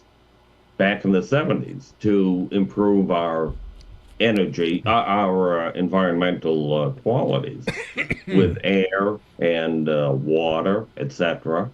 And there used to be pollution on a daily basis. Right. Well, yeah, we all grew up with that, but that's not what I was talking about. Right. I'm talking about from the time the Paris Accord was signed. Oh, okay. All right. Until current times. Okay. By all measurements, the U.S., who was not a part of it, actually made better progress than any country that was in it. And some of the countries, to include China, actually got worse. Oh, of course. I mean, China... world's largest and most grotesque polluter. Yeah. I mean, that's just a fact. Yeah, you got China, you got India. That's like the whole thing with like, the straws. We got to ban straws in California. Why? The straws that are in the ocean are coming from Southeast Asia. They're not coming from San Francisco. Yeah. It's all stupidity. Well, that's why we need to defeat this Harris, what's his name? Walls, Harris yeah. Walls. That's why we need to defeat them in November. And I only hope that No, and that's a start. We need to pump up the numbers in Congress and the Senate as well. we do, absolutely. We have a congressional fellow down here. His name is I can't think of his name. In the second district, he's a Democrat, but he wavers on Biden and the whole Harris and everything else thing. Oh, yeah, there's plenty of Democrats that are either in office or seeking office now that are trying to distance themselves from this administration and the new ticket. Right, right. They see the writing on the walls. No pun intended. And speaking of that, I may have very been the very first person online to use the term "she's going balls to the walls." I posted that yesterday. Folks that follow my content know when I posted that up. Ben Shapiro used it for one of his videos today, and I just giggled when I saw it hit my feed. It's like, damn, Ben, I was saying that shit yesterday. Right after they made the announcement, I made a post about it. I did see that, and I laughed at it. Yeah. I thought that was very appropriate. So it's like, how can you pass that one up? That's another. That's like manna from heaven right there. Like manna from heaven. Oh, he's getting scriptural. Yes, when they were wandering around the desert and they didn't have any food, and yeah. Yeah. All right. Well, very good. I don't want to take up too much of your time tonight. No, that's okay. You got out what you wanted, right? Well, I'll just say this. I was going to go on and keep typing. I just thought it might be a little bit easier. Yeah, that's the Gus excuse. Gus does the same thing. He's like, my fat thumbs. So he sometimes jumps in. I think it's easier to pick up a phone and talk to somebody directly than it is to just keep typing, retyping. No, I get it. It is. Yeah. But God bless you. I'm so excited that I'm on your, I don't know if you call it a podcast or whatever. No, it's just a live stream. Live stream, or whatever these days. And you do some very excellent work, and I encourage my friends to watch, and you're a good guy. Well, thank you. If you want to know more about what I think about things, and just go to my Facebook page and use the search feature. And just search and type in what you want. If abortion, politics, society, just type in something, and you'll get a list of stuff that I've written on there for a decade or so. Pull up articles and have fun reading. Well, if I go there, that will be a year-long event because I'm fascinated by politics. I always have been. And you can do the same in reverse, if I may say so. So, it's, I think we are of common minds on a lot of things. Not necessarily 100% in agreement on everything, but, that's... Flavor for the stew. Flavor for the stew. The stew? Flavor for the stew. Flavor for the stew. Right. We don't agree on everything, 100%. It's flavor. That's okay. Flavor for the stew. That's right. And that is what the Republican Party is. We do not walk in lockstep. Well, yeah. Right now, like I said, it's a little bit too big. You've got a bunch of people in it. By the way, I'm not a Republican. I'm a reformed Republican. I just go by. I am a conservative patriot. I vote Republican. I've never voted Democrat in my life, but I had to walk away from the party. Well, I was a Republican when I first voted back in 1970, I believe it was 6. I am a lifelong Republican. I go back a long ways. I know a lot of people who are don't belong in the party these days, and I agree with that. We've had to have a cleansing, and this is nothing abnormal. This is normal. Trump is looking for a way to solve a problem. And I do not disagree with that. I don't care if you go to the left or the right on it, as long as it's reasonable, fiscally responsible. Look at how we're going into debt these days. What do we add? $1 trillion, I think it is, every week on our national debt. That's not sustainable. That's just not sustainable. And supposedly, Biden has cut the deficit and the debt. It's all a lie. But no, the only thing that he cut is he cut the amount that it's grown.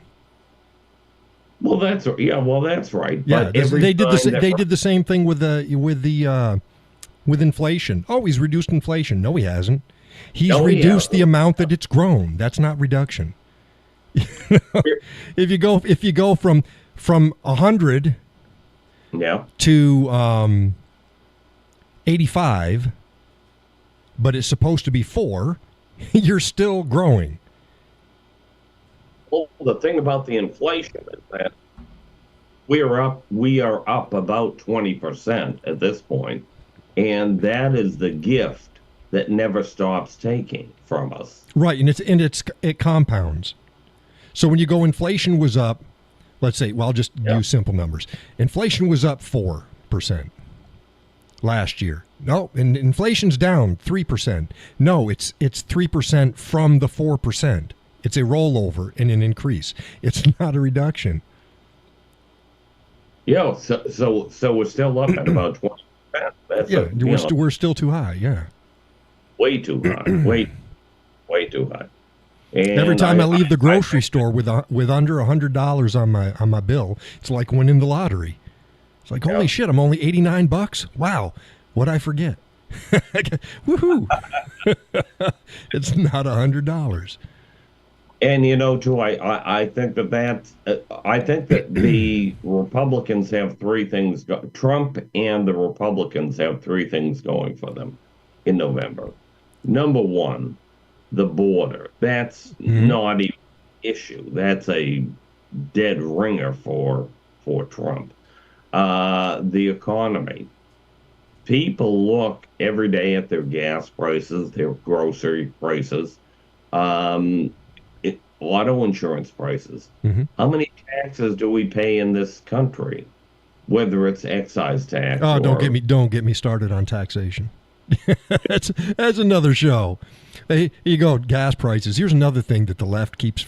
They ignore this. The elections in November, heating season for the winter season for a good many states. Starts in November. They're going to get their first heating oil bill in November. Surprise. Think that's going to help them? Do the tax thing as a separate evening, because I think that would be very entertaining. Yeah, I've talked about that before. We've got taxation upon taxation. I've written an article about actual taxation in the colonies before we declared our independence. Most people don't understand it. We weren't paying shit. Nothing, really nothing. They were running a taxation program, much like we see some states. I think New York still does it. They say, bring your business to New York and you're going to get no taxes for 5 to 10 years. Well, King George was doing the same damn thing. Go to the colonies and you get no taxation for X amount of years.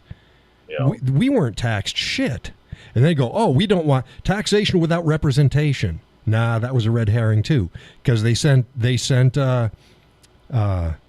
Ben Franklin over to represent us. Right.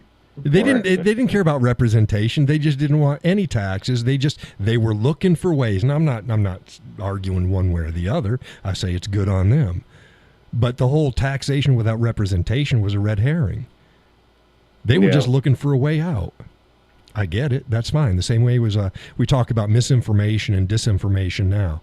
The freedom of the press was specifically designed in part so that they could keep doing that. Many of the founding fathers owned their own printing presses and distribution of pamphlets that were pure propaganda, outright lies, to sway the folks living here in the colonies to gain their independence from King George. Well, in the old days, we're talking Colonial and so forth. Hmm. I'm the press was not owned by the public; they were owned by private entities. Right. The press was literally, when they talk about the press, they're literally talking about a printing press. Right, but I mean, they were very much opinionated. Right. Right. Yeah, they were all small shops, guys who maybe wrote a book or two, and they had owned their own little news agencies, their little pamphlets, they more like pamphlets. And they'd send that out. Yeah, the media was not the media that we have now. All right. And Take I wrote a look on my Yeah. page. Do a search for the freedom of the press. I lay that all out too. What the real issue is with that, and what it really means, and how it pertains to today. Just like, oh, you remember the press? Let's see your credentials. No, you don't need any credentials to be a part of the press, because the press is a colloquial for anybody that gathers, writes, and disseminates Yeah. news and opinions. Period. Correct. Correct. Yeah. So yeah. No, I will look that up, or if you can send me the link to it, that would be fine too. But I If think you that- want the link, go on Facebook and send me a message and say, "Hey, John, can you send me a link to the Freedom of the Press article?" And I'll shoot it back to you. Okay, I'd like to see that. Yeah, Yep. yeah. But too, even in America, I mean, the press has always been very opinionated, and that's fine. Yeah. But the problem now is that in the old days, they were owned by individuals. Now they're owned by corporations that, when they combine themselves, they're putting out kind of a Orwellian 1984 look on things, and that's not Yeah. what the Goebbels would be very proud of the modern legacy media in the United States. he would be. He would be. Yeah, I agree. Yeah. So, well, look, very very good speaking with you. Thank you for tolerating me. No, that's okay.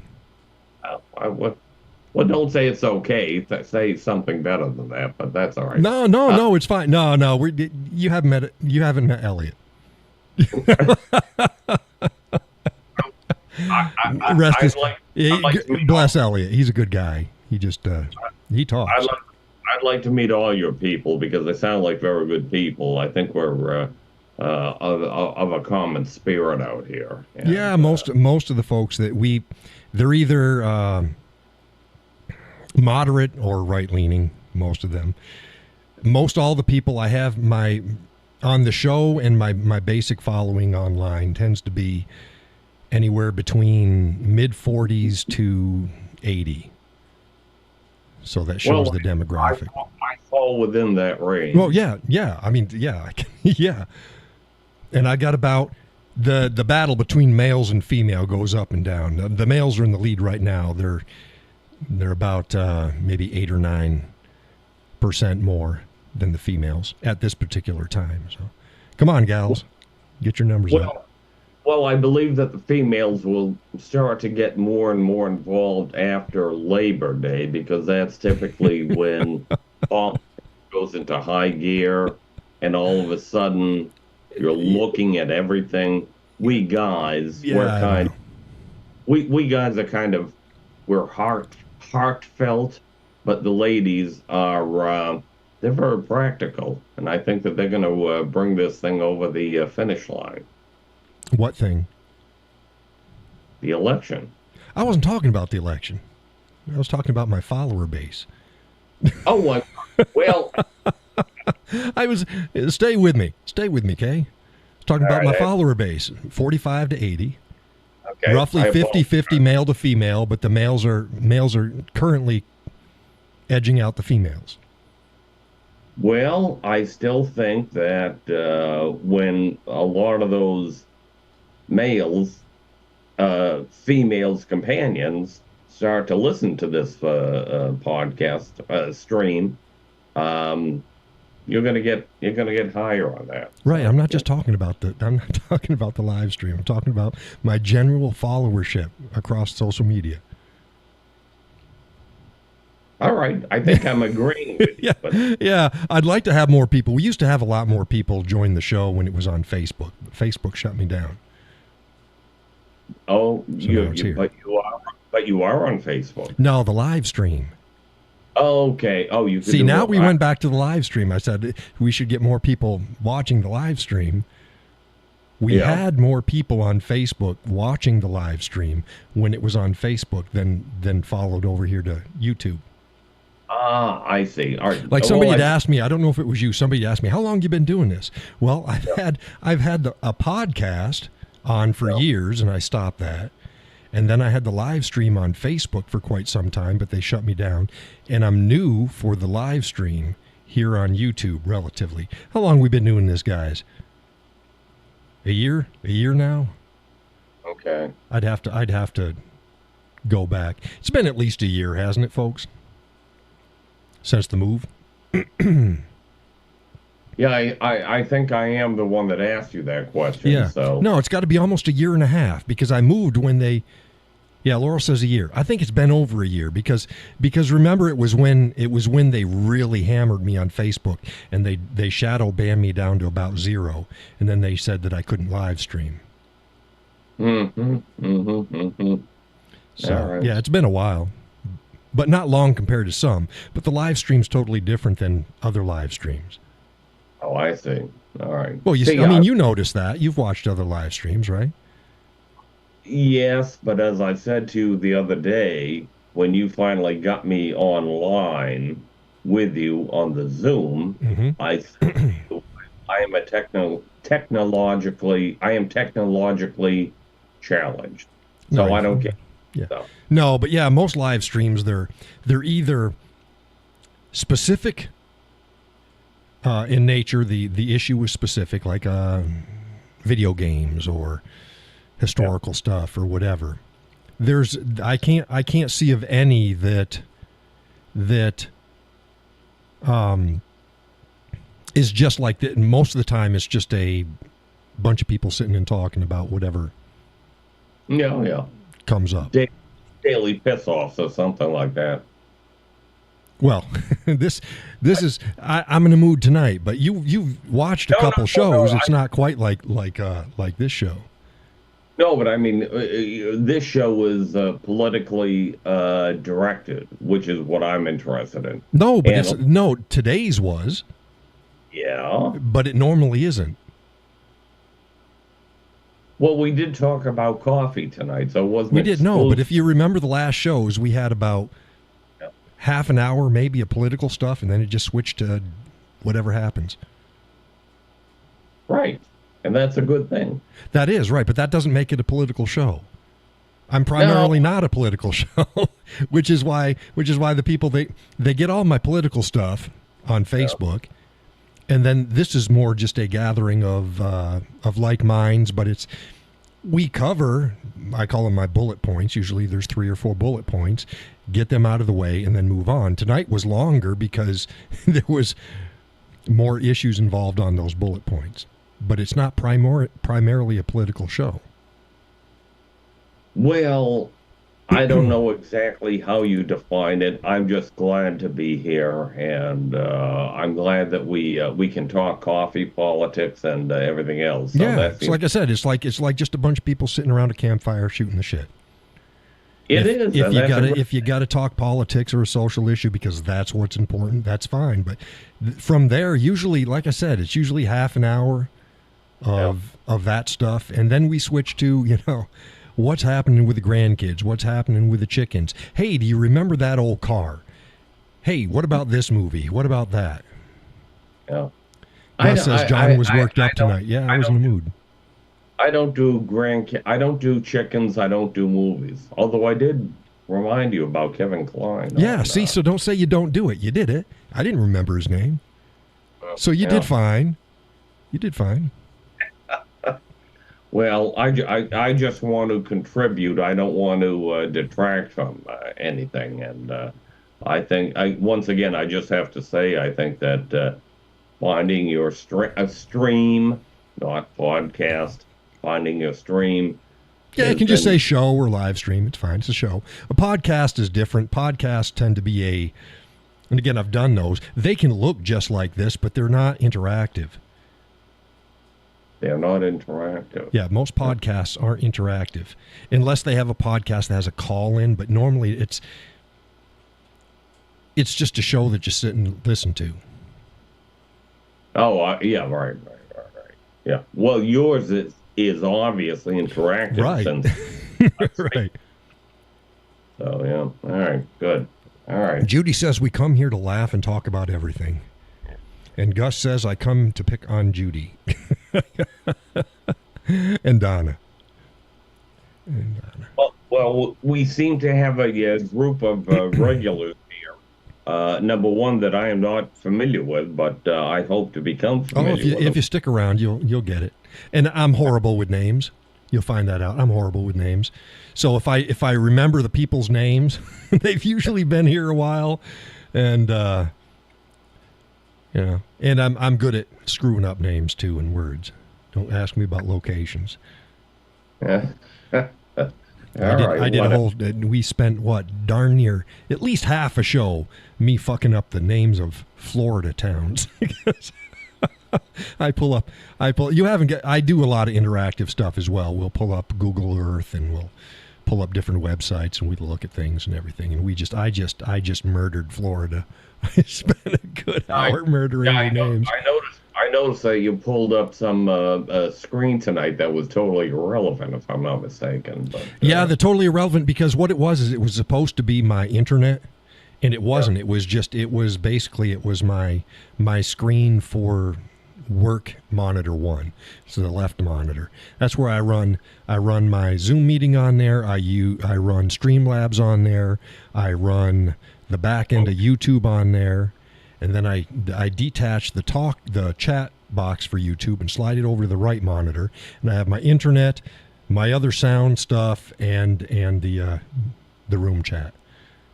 How many monitors do you have going? I only run 2. I need 3. I only run 2. Well, it sounds like you run 6. No, I just run 2, but I'm stacking apps. I couldn't do it with one. I tried. There's no way. Yeah. All right. Okay. I kind of understand it, but Yeah. Well, stacking apps is having more than one app sharing the same space.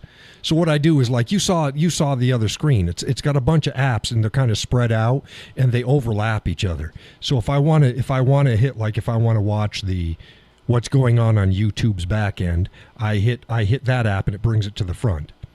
If I want to then look at Zoom, I hit the Zoom app and it brings it to the front, and see they're switching positions.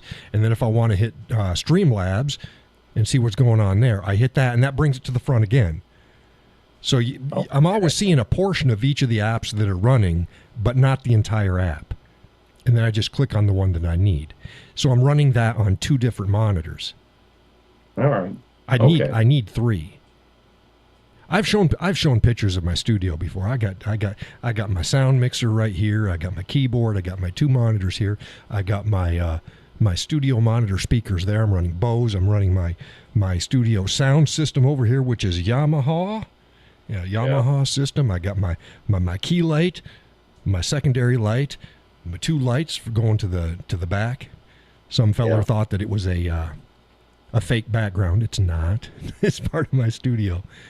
I know all about your background. I know it's genuine. It's genuine. Everything is real there, and the most of the regulars they've been following me since I had my studio in the weight room, but it was mainly just for audio, so it was smashed up into a wall, so I couldn't really get camera very well, and they saw this room that I'm in now before I totally repainted it. I added all the sound treatment, added the nice rug and nice fixtures. It's a beautiful studio, but yeah, there's a lot going on here. There's a lot going on. Well, it's a very good looking background. You were arguing yesterday or questioning yesterday about the lighting. The lighting, yeah. It was all good. It's hard to tell because each of the way I look in the Streamlabs app versus the way I look on the back end for the studio, and then the way I look when I pull it up on a computer is not the same. I wish it was the same, but I've got different light and tonal qualities depending upon where it's going to go out to, so it's a pain in the rear. So I was like, okay, I think this is about right. So the gals usually give me a check. Laurel tells me, she gives me a sound and visual check when she jumps in to make sure everything is running fine. So if I'm too bright or too dark, she can let me know, but I'm usually pretty much spot on. Yeah. No, it looks very good, I have to say. It's nice. Thank you. So there you go. I love my studio. It's expensive. It's expensive. Well, if anyone who has just painted a room, take like, let's say your dining room, and you go, oh, it should only take, I don't know, 50, 60 bucks. Yeah. You're probably going to spend $300 on paint. That's just the paint. So, yeah. Don't get me going on that one. Yeah. So it's terrible. It's terrible. Yeah. We moved into this house. Our dining room was like a weird orange color. They had used it as the previous owners used it as like a daycare room. They had those mats that are like puzzle pieces, and they stick them together. They're foam, and the room was orange. So I had to put overhead light in, and I had to repaint. And I think that cost me about, I don't know, I got mid-high and called chair rail height border between two colors. I got two-tone dining room, and I think that cost me like $350 or something like that just to paint that room. It's like, crap. Well, what you gonna do? I'll just tell. I will leave you with one funny story. I moved into a home 20 some odd years ago, and again, that was another secured, undisclosed location. But nevertheless, walked into the house, beautiful house. One room was blue, one room was yellow, one room was gold, one was orange, one was red, one was pink. Yeah, seen those. Yeah. Yeah. It's like, what are you thinking?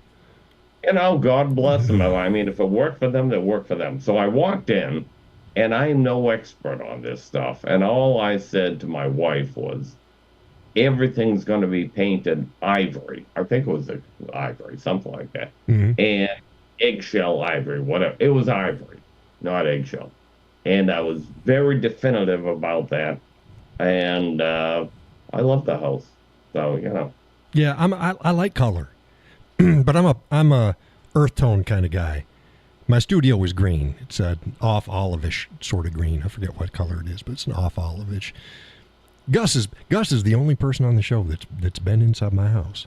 I like colors. Like I got medium brown and a taupe for the dining room. I got a light blue with a tinge of gray for the living room. Well, that's not earth tone. No, but it's got a touch of gray in it. All right. I kept that. That was theirs. We got yellow and green in the kitchen. I got yellow in the bathroom, and I got the missus. Her office is green too. Our bedroom is green too, but different shades. They're not the same shade. So her office is green. My studio is green. Different greens. Bedroom is green. Different green. So, I like colors. I have no problem with green, by the way. Oh, I love green.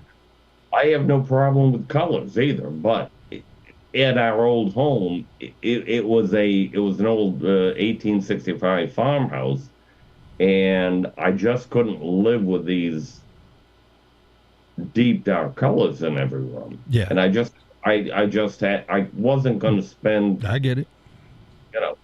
So I went with the ivory. So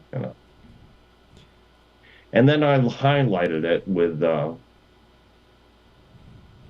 colorful things. Colorful things, yeah.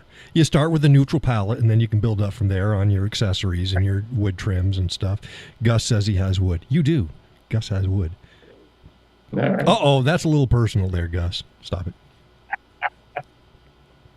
Gus has got wood. Sally's his wife, by the way.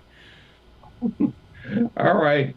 Look, very good speaking with you tonight. All right. Thanks for showing up. And I will I will certainly follow you and be there on Sunday. And you know, Oh, you what beat me else? to it. Next show Sunday. he's rolling out the creds before I get a chance. Yeah, Sunday and Wednesdays. Yeah. All right. Works I well. almost didn't have tonight's show. Boy, I was smoking hot. But I said nope. I said I was going to do it, and I got some issues I got to talk about. So just warn everybody.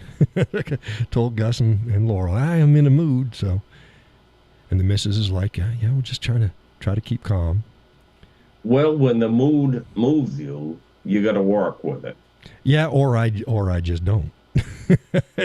When I'm in a mood, it's not a good place. I toned it down. I kept it under control. Some nights, come on, the folks will tell you, they've seen me worked up more than this. They've seen me worked up more than this. Well, I'm a newcomer. I haven't seen that yet. Oh, yeah, this was pretty mild. Right, Really? guys? All right. They've seen some real fire and brimstone. Bring it on. We'll be there. Yeah. Gus asked me, how's your blood pressure? My blood pressure's fine. All right. Very good. All right. Well, thank you very much for engaging me tonight. And it was a real pleasure speaking with you. And I hope we can continue our comradeship or relationship or whatever you want to call it. Well, just tune in. Just tune in. Yeah. You're a good guy. You're a smart guy, and I praise you for bringing some common sense to the internet. Well, thank you. Laurel says there was no fire and brimstone tonight. No, there wasn't. It was pretty calm. I did good. Oh, Sally always asks you that, says Gus, about my blood pressure. My blood pressure's fine. Now that I've been talking to you for a while, I think I have to check mine too. We'll have at it. Have at it. All right. Very good. All right, sir. You have a good evening. And, you too now. Get some rest. Should it Ben, did it cool off? We've been getting rain. It was pretty fine. It was in the upper 60s here today. But then as the rain went away, it rose up. So we got a spike in the afternoon. But other than that, it's been fine. Oh, it cooled off, but the humidity is hell. Yeah, you need to stop that. No, I can't do anything about that. It's the humidity. No, I said they, not you. No, not you. No, they need to stop that. We need to stop it with the humidity. Yes, agreed. All right. All right, sir. Have a good evening. Okay, you too now. Thank you. God bless. You too. Hey, was there anything else, folks? Yeah, I covered most everything. I'll probably shut down the show and go, shit, I was meaning to hit on this other thing. Gus says, good night, everyone. Have a great rest of the week. How dare you, Gus? You're not the boss of me. No, I'm sure we're going to have fun. I'm going to be heading out. I need to make sure. I got to work on the water at the Vermont property. Get that water flowing again, and I haven't been able to get there. The missus says Sunday's supposed to be okay. So I'll be over there Sunday morning and working all day. Hopefully we'll get the water running, maybe get a couple more trees shut down or cut down and bucked up. We'll see. And then back in time for the show in the evening. Judy says 112 here. Oh, stop it. Oh, goodness. How's the humidity? See, Oklahoma's funny. You can be 112 and dry, and then drive, I don't know, 45 minutes and be 112 and muggy as hell. Judy says, good night, Gus. Good night, Gus. No, but I tried to keep it rather civil tonight. Boy, you should have heard me earlier at home, downstairs in the living room. Boy, I was spitting flames. Gus says, as long as they don't get flooded out there. What, in Oklahoma? Yeah. I haven't been keeping track of the storm that's been going through. I just been looking at other stuff. So I do not know. I do not know. She says it's terrible. This coffee's running through me. It's 10:06. Oh, in Vermont? Yeah, I'm up off the road. You know, you've been to the property. I'm up off the road. Up off the river. Laurel says, have to be alert for the grandson's school in the morning. Y'all have a good night. We have had the high 80s today. The nights are starting to cool off. Yeah, the nights are getting better. Good luck. Good. Have fun at the school tomorrow. Say hey to the young'un. Peggy says, hey there, I've been listening for most of the show. Now you have to go, hey, Peggy. Sorry I didn't see you in there. You're most welcome, Peggy. Thanks for showing up.